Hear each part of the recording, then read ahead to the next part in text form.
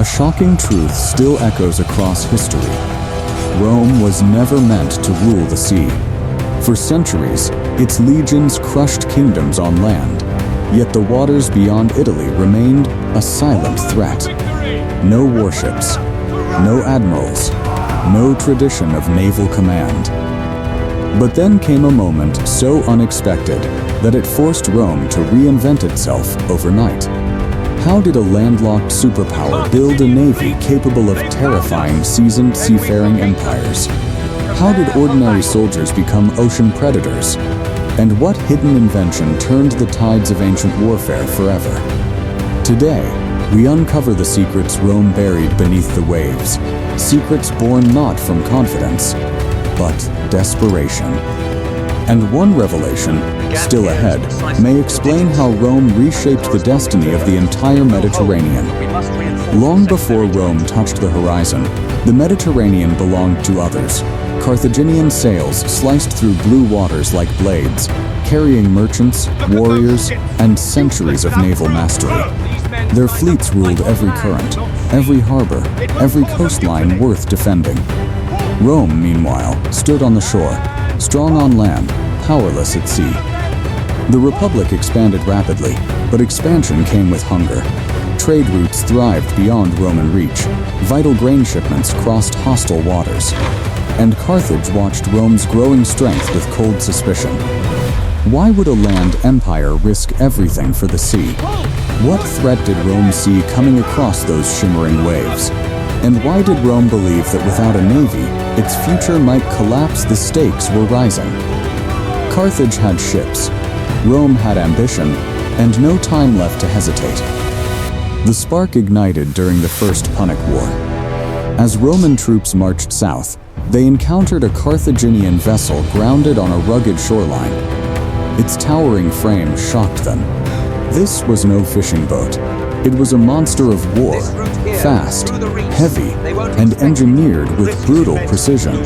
Rome dragged the ship inland and surrounded it like scholars examining a forbidden text.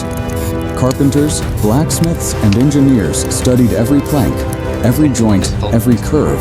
Adjust the angle slightly. They had never built anything like it, yet now they needed hundreds. A makeshift shipyard rose almost overnight. The air thundered with hammers.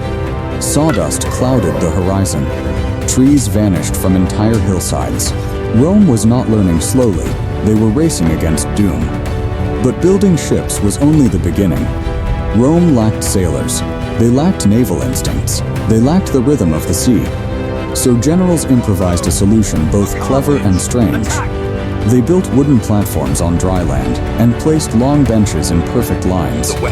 Soldiers, farmers, and citizens who had never touched an oar sat in formation. Officers beat rhythms on drums. Every strike demanded a unified pull. Sweat pooled beneath them. Hands bled. Muscles burned. But day after day, the synchrony improved. Soon, these men no longer felt like soldiers pretending to row. They became rowers who understood discipline deeper than fear. And that discipline hardened into something almost unbreakable. As the first Roman fleet touched water, cracks of doubt still remained. These were new ships. These were inexperienced crews. And the enemy waiting across the sea had centuries of mastery behind them. So Rome searched for something else. Something to erase the naval advantage of every rival. Something that could turn unfamiliar waters into a battlefield Rome understood. A weapon not yet revealed. A device whispered only in the minds of Rome's boldest engineers. They needed a way to force the sea to become land, and give Roman infantry their rightful arena. What they created next would not only shock the ancient world, it would rewrite the nature of naval warfare itself. Rome's breakthrough arrived as a simple wooden platform hiding a violent secret. The device resembled a narrow bridge chained upright on the deck. At its underside, a single iron spike waited, gleaming like a fang. They called it the corvus. When enemy ships approached, Roman crews prepared the mechanism with ritual precision. The moment vessels collided, the corvus dropped. The spike punched into the enemy deck, locking both ships together like trapped beasts. In an instant, sea combat transformed. No more maneuvering, no more naval dances. Now the battlefield belonged to Roman infantry, the Empire's deadliest weapon. Enemy sailors froze, shocked as legionaries charged across the bridge. Shields locked, gladi flashed, formations tightened. Battles once decided by speed and seamanship now bowed to discipline and brute strategy. But the invention carried deeper implications. Rome didn't just solve its greatest weakness. It created a new doctrine. Naval warfare no longer depended on tides or tradition. It depended on tactical imagination. Yet questions lingered. Could the corvus work in larger battles? Would rival fleets adapt? Was Rome building a temporary solution or a permanent revolution? The tension only grew. Every naval power watched Rome's experiments with disbelief. Whispers spread through coastal cities. Some believed Rome had created an unstoppable weapon. Others believed it would doom the Republic in storms or chaos. But one thing was clear. Rome had turned the sea into its own battlefield. A battlefield where discipline outweighed experience and courage outweighed skill. Still, the corvus was only the beginning. To prove its power, Rome needed victories so dramatic they would echo across continents. And soon, the Republic would face its first true test, against a fleet that believed no land empire could ever challenge the waves. The stage was set. The world held its breath. The first major test came at Mylae. Carthage approached with confidence, expecting Rome to sink under pressure. Their ships sliced through the waves with practiced grace. Roman vessels, heavier and less agile, seemed doomed the moment battle began. Then the corvus fell. The spike slammed down with terrifying force. Carthaginian sailors felt the deck shudder beneath them. Roman legionaries stormed forward, shields raised, blades driving straight into enemy ranks. Shock spread across the sea as Carthage realized maneuvering meant nothing now. Their ships were being turned into floating battlefields, and they were losing on Rome's terms.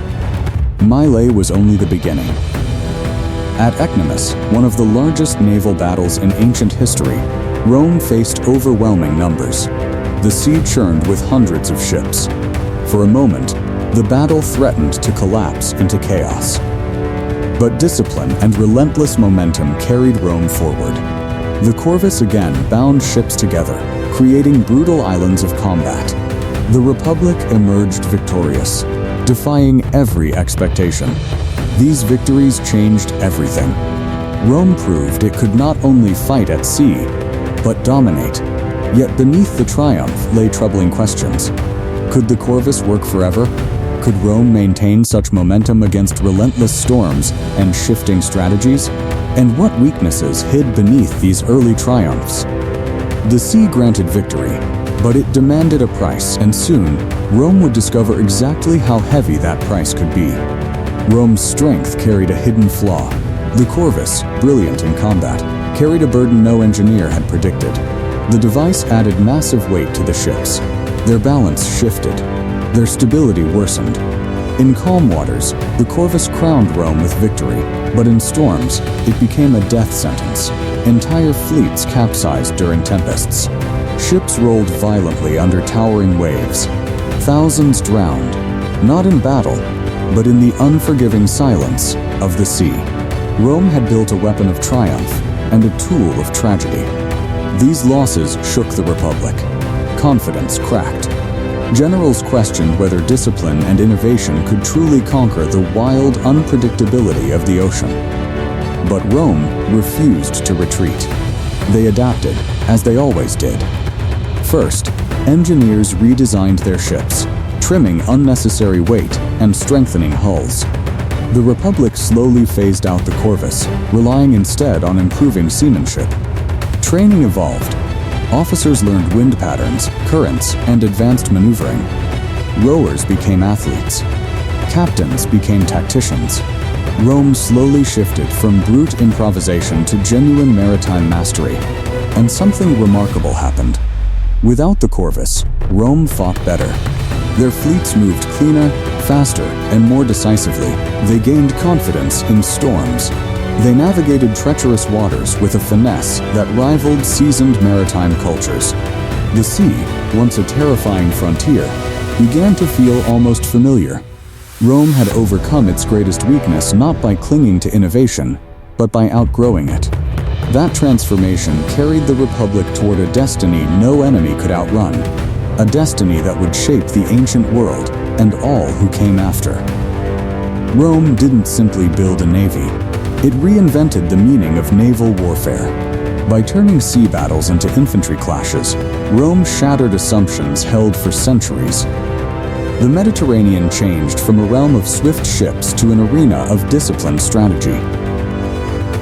The Republic, and later the Empire, commanded waters once guarded by ancient maritime powers. Rome's confidence at sea secured crucial trade routes: grain from Egypt, goods from the east, and wealth from provinces traveled safely under Roman protection. The Mediterranean became Mare Nostrum, our sea, a title earned through innovation and relentless adaptation. Their legacy influenced medieval fleets, inspiring boarding tactics, reinforced ship designs, and early concepts of naval command. Even modern naval doctrine reflects Roman thinking. Control the sea by controlling the people upon it. Rome's transformation from land empire to maritime power proved a timeless lesson. Greatness is not born from mastery alone. It is forged when a civilization confronts its fears and reshapes the world to survive them. And as the waves continue to echo with history, Rome's naval revolution remains a reminder that even the mightiest empires began with a single risk, and the courage to face the unknown. If you found this journey through Rome's forgotten naval world fascinating, consider exploring more stories of ancient innovation and the empires that shaped our world.